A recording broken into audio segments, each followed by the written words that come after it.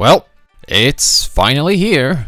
People are calling this the greatest live action ever made. But Disney adults have proven that humanity can consume some really stinky content, not much unlike my own videos. Let's get one thing out of the way. I do not like this modern day obsession with remaking popular properties. Overhauling visuals is an understandable concern. You don't want a new audience to veer away from your property just because it looks like a jelly-filled donut somebody stepped on after a year of YouTube's video compression. But 9 times out of 10, the way this overhaul is tackled is either disrespectful to the original material, an inferior retelling that doesn't understand what made the IP popular in the first place, or a really obvious cash grab.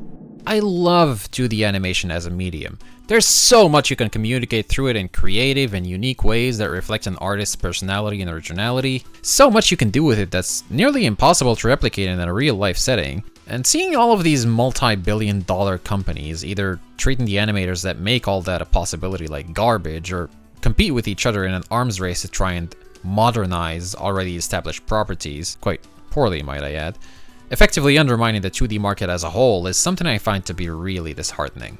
So when I heard that One Piece, the highest grossing manga in the world, was getting a live action, I was skeptical at best.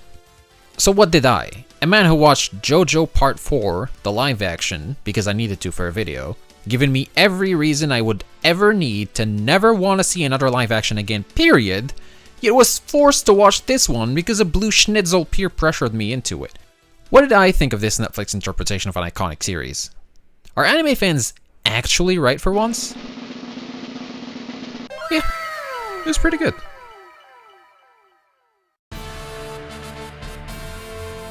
I think this series' crowning achievement is by far its visuals. The prop team deserves a Medal of Honor for creating all of these set pieces and Easter eggs. We joked around many times that 17 out of that $18 million budget probably went into the water, but looking at almost any of the scenes shows that that's not the case at all. They probably only spent $15 million on it instead. The casting choices were also really good for the most part. A lot of the actors looked like they were made to play their roles. There were these really cool introduction scenes to important pirates where they tear apart their wanted posters, showcasing both their bounties and abilities. There were a lot of visually impressive recreations of shots from the original property, and the camera work and fight scene choreography were also really good for the most part.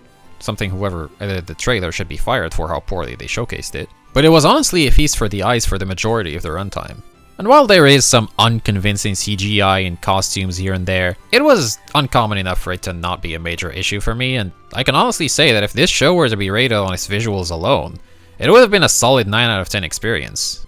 Unfortunately, we don't live in the mythical Steins Gate timeline. Get it? Because it's a different anime? Yeah, I'll leave. If there's one thing I could barely even tolerate about this show, it was this guy.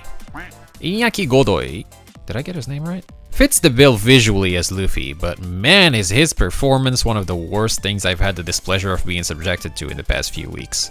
I wasn't sure if this was an issue with the directing or if it was an intentional change in the rewrites at first, but apparently it was his own interpretation of Luffy's character?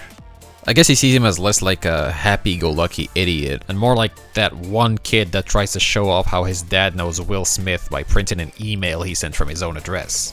I understand that this isn't a one-for-one recreation, and that these are different writers, but they just rolled with the first take or something? It sounds like I'm kidding, but there are genuinely some line deliveries that make me believe that's the case. But don't you ever threaten my friends. Yeah, I don't know why I said threaten. My worst enemy, inconsistency, which also happens to be something I practice on a daily basis on this channel, rears its head yet again, as there were some scenes where the actor really pulled off the performance in my opinion. One in particular that stood out to me in terms of tone and execution is this one scene where some villagers offer them food and he goes back to take a quick bite out of it after initially refusing, which really captured that whimsical, childish yet heartwarming feeling that it wanted to convey really well, but it also showed me that the actor is capable of pulling off the character. From all the marketing I've seen, I'm led to believe he's a big fan, and I'm genuinely happy for him for getting his dream role. But unfortunately, he made Usopp's junior theater tier acting look good in comparison. It's Mary, Oh, acting. Acting. Yeah. Why would he want to hurt me? Hurt Mary? I don't know. Maybe he wants your money. I feel like his entire performance can be summed up as acting. Please. I feel like saying it almost every time. And yet, I suppose years of consuming trash content gave me some level of immunity because I eventually managed to turn a blind eye to it, distracting as it was. Perhaps that was Netflix's evil master plan all along. Rance fans will probably like this series because of how many times it rapes their ears every time something happens on screen. But I for one am starting a petition to turn this crappy trend of blasting the audience's eardrums whenever any action is on screen into a federal offense. Sound design is an issue I personally relate to, because I always struggle to get my sound levels right, only to fail miserably at it. But I'm a random guy making crappy videos with a cheap microphone that doesn't even have its own stand. Meanwhile, there were genuinely scenes where you couldn't even hear what the characters were saying because of how loud the music got. Having to lower the volume every time the action picks up really undermines the narrative. Speaking of narrative, Puritans will be disappointed to learn that the live action does not provide a shot-for-shot recreation of the original serialization. But, considering the series' creator, Eiichiro Oda himself was an executive producer, I have my own thoughts on the rewrites. Anyone that's familiar with the original serialization knows very well how small the stakes are. There's almost no consequences for at least 60% of One Piece. And I have a sneaking suspicion that some of what we see here might be close to what the original vision was all along. I think Oda himself might have been trying to retcon some of the long-standing issues that early One Piece had. Take Goatman dying, for instance, or the Cat brothers becoming the Cat siblings, or Garp showing up this early in the story even though Oda himself didn't want him there. In an attempt to cover up some of the source material's plot holes, inconsistencies, and localizing some scenes, they did end up creating new issues, however. There's this weird fourth wall breaking monologue right off the bat that seems like it's setting the tone going forward to a Deadpool-esque vibe that never really goes anywhere. That scene where Shanks has a drink spilled on him now has a drink being spilled on the floor instead, making the emotional response to the character being humiliated into a gross overreaction. Not to mention multiple scenes that will break your suspension of disbelief faster than it took people to resub after the password sharing crackdown. Some of which include, but are not limited to, Buggy's hand sneak attacking Luffy even though he was staring at him the entire time, a dead silent room with a serial killer inside where hiding characters whisper to each other in an audible voice. What the fuck? Why did you say that? It's completely quiet. The audience can hear music, but that fucking room is dead silent. He's totally heard you. Yeah. Buggy taking 0 blunt damage, but Luffy reeling from a regular punch? Oh, come on, dude. You have to feel that, right? Yeah. Okay, why did Luffy recoil from that? Like, he's the one that takes no blunt damage. God damn it. I hate how I'm trying to reason this out.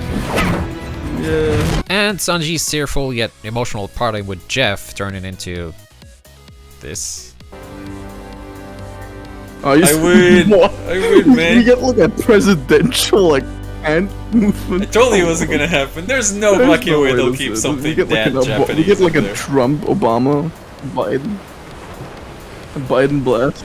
Yeah. These may sound like nitpicks to a lot of people, but with a budget like this, I think it's fair to hold the showrunners up to at least having this level of foresight. Regardless of how wide they spread those plot cheeks, however, most of the changes were in service of a bigger purpose. All except for one. In true Game of Thrones fashion, Episode 8 takes all of the story pacing, character, and world building from several hours worth of source material, and tries to cram it all into a single one, effectively giving those elements the same amount of attention that Luffy's parents gave him. I may sound like a Mr. Complainy Pants little bitch in this video, but even through all of my gripes with this show, I still highly recommend watching the live action to anyone that's a fan of the original IP or just has an interest in the franchise. It was overall a very entertaining watch even through all of its shortcomings. I think it's safe to say that we did it. We found the One Piece of live actions. Well, depending on which chopper they choose.